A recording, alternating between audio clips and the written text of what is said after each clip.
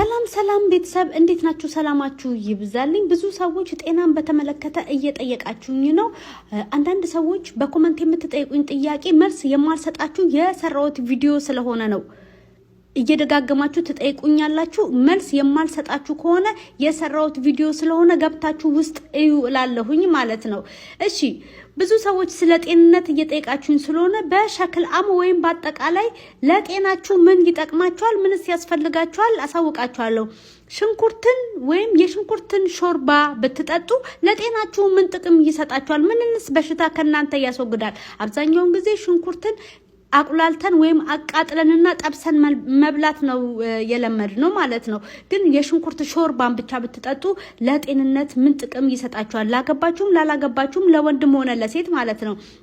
በመጀመሪያ ደረጃ የማህፀን ኪስ ላለባችሁ ወይም የማህፀን እጢ ላለባችሁ ሰዎች፣ የማህፀን አለርጂክ ላለባችሁና ከማህፀን የሚወጡ መጥፎ ጠረን ያላቸውን ፈሳሾች ያስወግዳል።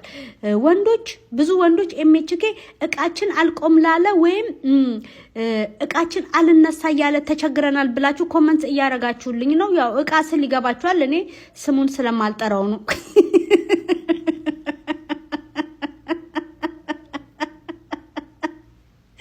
እውነቴን እኮ ነው። ምን ብዬ ስሙን ልጥራ?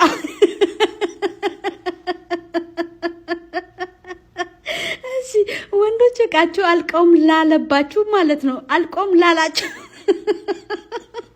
ሰዎችና ወይም ለስንፈተ ወሲብ ላለባችሁ ወንዶች ማለት ነው። እንዲሁም የአጥንት መገጣጠሚያ ችግር ላለባችሁና ትኩሳት ላለባችሁ፣ ደረቅ ሳል ለሚያስላችሁና የመተንፈስ ችግር ላለባችሁ፣ ረቦ ወይም አስምን በተመለከተ ማለት ነው።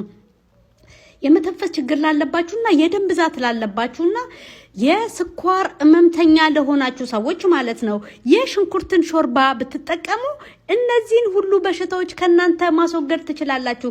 የስኳር ህመምተኞች ለሆናችሁ ማለት ነው የሽንኩርት ሾርባን በምትጠቀሙበት ጊዜ እንዳይርባችሁ ወይም ሰውነታችሁ በረሃብ ጊዜ ይንቀጠቀጣል። ይሄንን ነገር ከናንተ ያስወግዳል። ምክንያቱም የኢንሱሊንን መጠን ይቆጣጠራል እላችኋለሁኝ ማለት ነው ለስኳር ህመምተኞች።